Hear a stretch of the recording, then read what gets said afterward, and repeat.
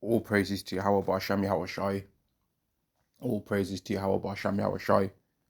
Ba'Shem Rakakwadash. Double honors to the apostles and the elders of Great Millstone. And Shalom to the Israel of God. Right? Shalom to the elect of the nation of Israel. Right? The Israel of God. The elect to the nation of Israel. They're all going to be Israelites. Right? And the thought process of them not being Israelites is ridiculous, considering when it mentions the Israel of God in the book of Galatians, it calls them Israel.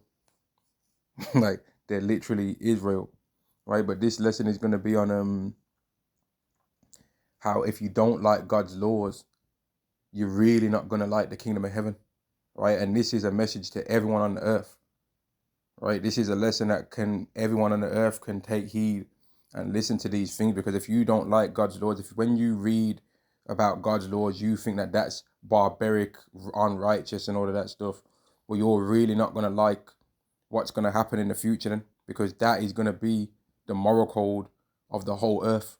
That is going to be the moral code. That is going to be the way that the whole earth is governed by. Right now, there's several places that I can go around in the Bible to prove this, and I'm going to start off in the book of 2nd Ezra, the 9th chapter. This is 2nd Ezra chapter 9 and verse 9. Then shall they be in pitiful case, which now have abused my ways, and they that have cast them away despitefully shall dwell in torments. For such as in their life have received benefits and have not known me, and they that have loathed my law while they yet had liberty, and yet as place of repentance was open unto them, understood not, but despised it, the same must know it after death by pain. So that message right there within the scriptures is specifically to the Israelites, right?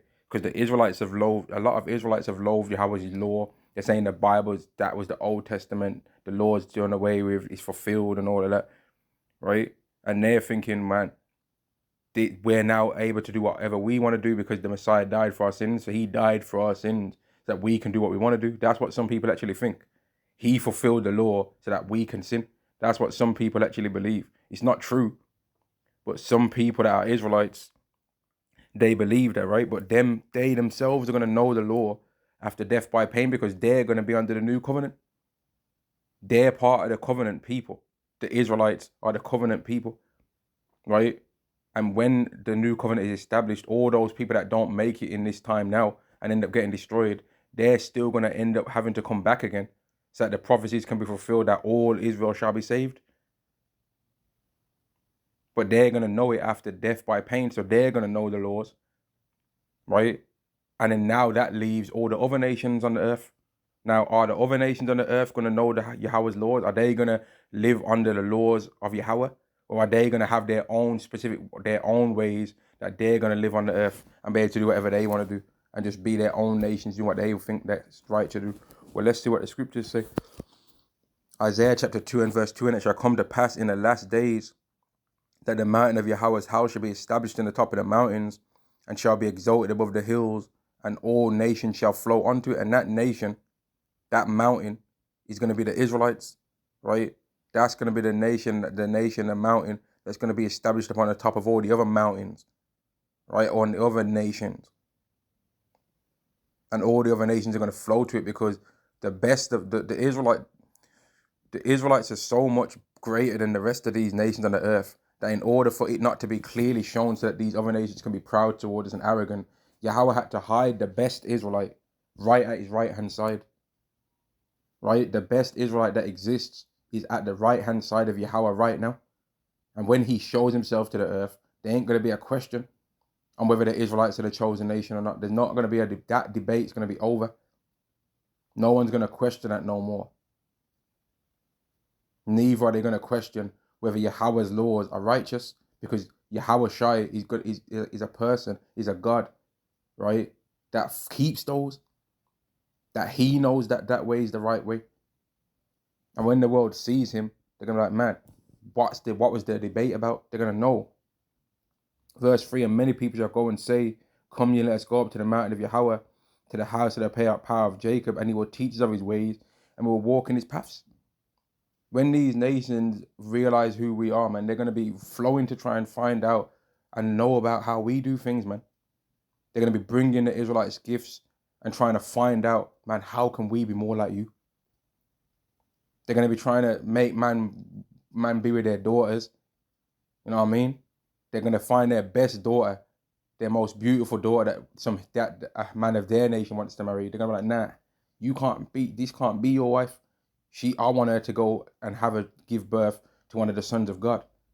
I want her to give birth to an Israelite, and unfortunately for you, mate, that's not you. You can have one of my other daughters, though, maybe. You know what I mean?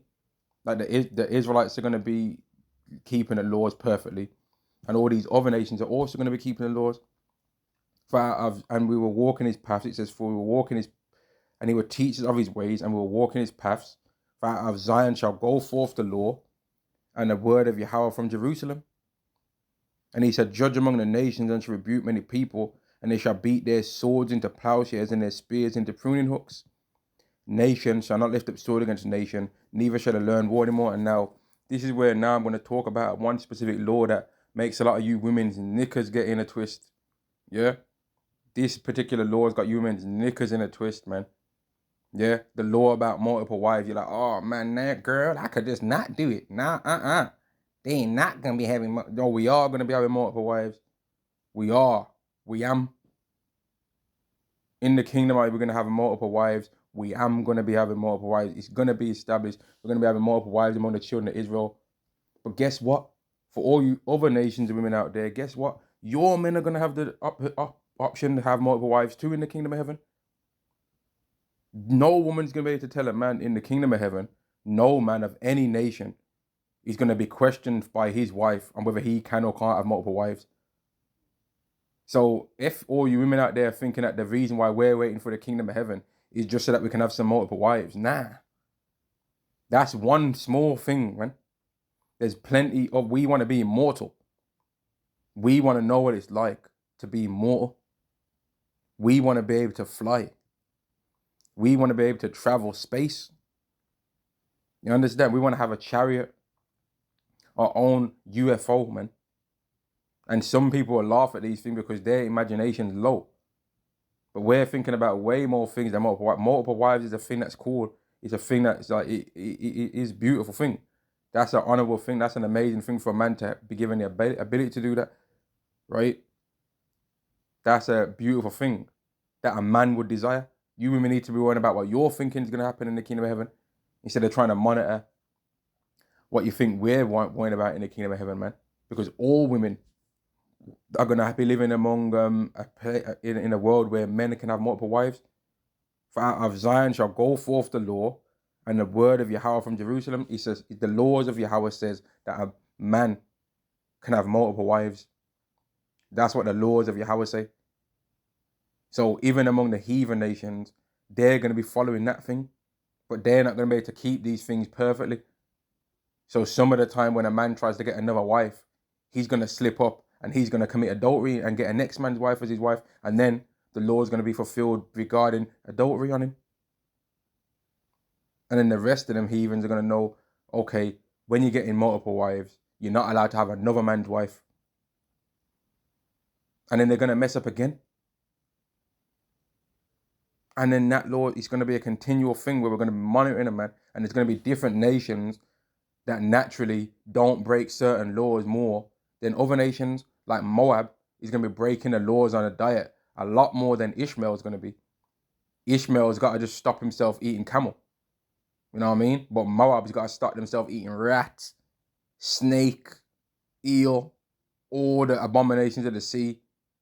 Whereas Ishmael might have to just try and contain himself on eating some camel. You know what I mean? He's going to have to allow the camel, man. You know what I mean? Whereas Hamites, mate, they're going to have to stop trying to drink blood or whatever the madness that they do, man. We're going to have to watch over them to stop them from being bogged out like that. And stop sacrificing people. You know what I mean? They're going to have to be watched over with a Israelite hawk eye too, man. All of these different nations, there are going to be certain things that they naturally are more inclined to sin for than other things, man. You know what I mean? Some of the nations that come from Shem just like we do, they're going to be more inclined to want to be more similar to us. Then they're different, but they're still not going to be nothing like us though. We're going to be so much more, way better than them. Like, they're not going to be able to say nothing, man. And they're going to all know that, man, to be an Israelite is an amazing thing, because what nation is there that can keep these things other than them? No other nation can keep this stuff.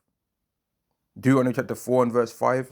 Behold, I have taught you statutes and judgments, even as Yahweh my power commanded me, that you should do so in the land whither you go to possess it. Keep therefore and do them, for this is your wisdom and your understanding in the sight of the nations, which shall hear all these statutes and say, surely this great nation is a wise and understanding people. For what nation is there so great to have Yahweh so nigh unto them, as Yahweh our power is in all things that we call upon him for?